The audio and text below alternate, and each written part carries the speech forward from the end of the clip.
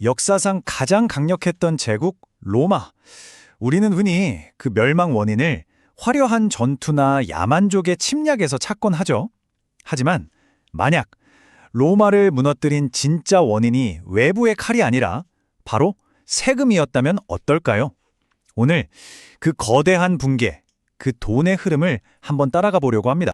세계 최강의 제국은 왜 무너졌을까? 정말 수많은 학자들이 이 질문에 평생을 바쳤어요. 전쟁, 정치, 전염병, 원인은 많았죠. 하지만 이 모든 것의 근간을 흔든 것. 오늘 우리는 바로 세금이라는 돈의 흐름을 따라가 보려 합니다. 맞습니다.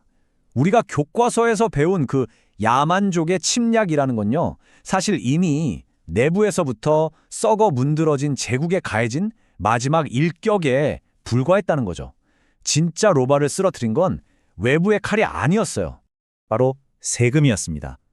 믿기 좀 어려우실 수도 있는데 로마의 흥망성쇠는 그들의 조세 시스템과 놀라울 정도로 똑같은 궤적을 그리고 있거든요. 자, 그럼 어떻게 이게 가능했을까요? 지금부터 본격적으로 한번 파헤쳐 보겠습니다. 먼저 로마가 가장 잘 나가던 시절, 그때 이야기부터 시작해 볼게요. 제국은 도대체 어떻게 그 막대한 부를 쌓아 올렸을까요? 그 비결은 아주 영리한 세금 구조에 있었습니다. 초기 로마의 시스템은 이게 진짜 천재적이었어요. 시민들한테는 직접 세를 거의 걷지 않았습니다. 대신 국가는 수출입 관세, 노예 매매세, 그리고 식민지의 징세권을 민간업자에게 미리 팔아넘기는 방식으로 재정을 아주 안정적으로 운영했죠. 하지만 이 완벽해 보이던 시스템에도 서서히 균열이 생기기 시작합니다. 제국이 팽창하면서 감당할 수 없을 정도의 부가 소수의 손에 집중되기 시작한 겁니다.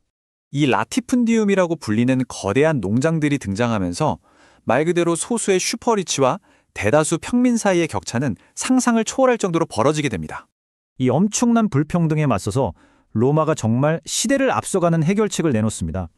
바로 역사상 최초의 누진세예요.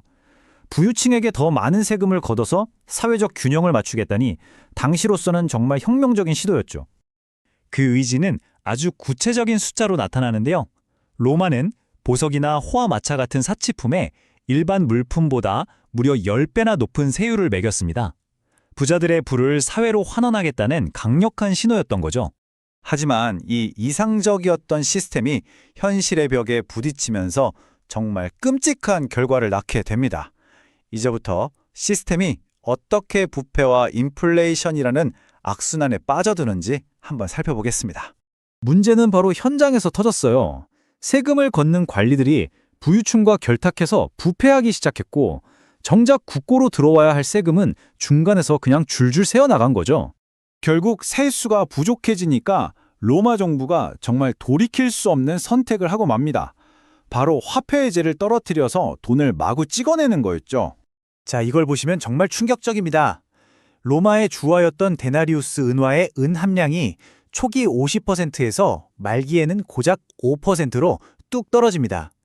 그러니까 겉모양은 똑같은 동전인데 실제 가치는 그냥 10분의 1 토막이 나버린 거예요. 자, 이렇게 가치 없는 돈이 시장에 막 풀리니까 어떻게 됐을까요? 맞습니다. 물가가 정말 미친 듯이 치솟기 시작합니다. 역사에 기록될 만한 초인플레이션이 터진 겁니다. 그 규모가 상상을 초월합니다. 불과 140년 만에 물가가 자그마치 1만 배가 폭등해요. 이게 얼마나 끔찍했는지는 당시 서민들의 주식이었던 밀 가격을 보면 바로 알 수 있습니다. 서기 200년에 200데나리우스였던 밀 한 부셸이 140년 뒤에는 무려 200만 데나리우스로 폭등합니다. 평생 모은 돈이 그냥 하루아침에 휴지 조각이 돼버린 겁니다. 경제가 이렇게 완전히 붕괴되니까 이제는 로마 사회의 뼈대였던 조세 시스템마저 그냥 와르르 무너져 내리기 시작하는 거죠. 로마 정부가 얼마나 절박했는지는 여기서도 드러나는데요. 콘스탄티누스 황제가 기독교를 공인한 배경에도 사실 이 세금 문제가 있었습니다. 황제의 것은 황제에게라는 성경 구절을 이용해서라도 세금 저항을 좀 줄여보려고 했던, 마지막 카드였던 셈이죠. 그러니까 여기서 핵심은 바로 이겁니다. 이 시기 로마에는요, 사실상 두 개의 법이 존재했던 겁니다. 부유층은 뇌물로 세금을 아예 면제받았지만 서민들은 세금을 못 냈다는 이유로 고문을 당하고 심지어 자식을 노예로 팔아야만 했습니다.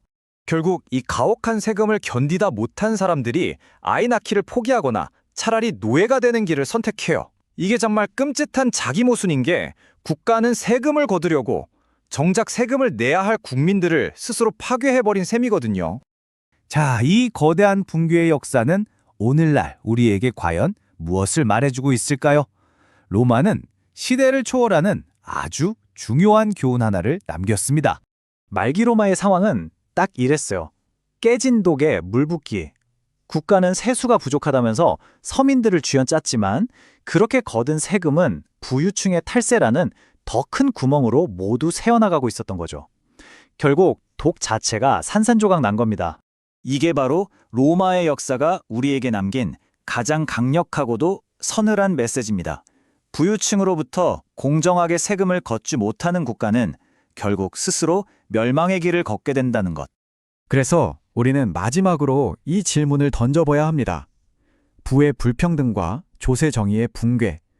수천 년 전 로마 제국의 이 멸망 이야기가 과연 오늘을 사는 우리와 정말 상관없는 그냥 머나먼 과거의 일이기만 할까요?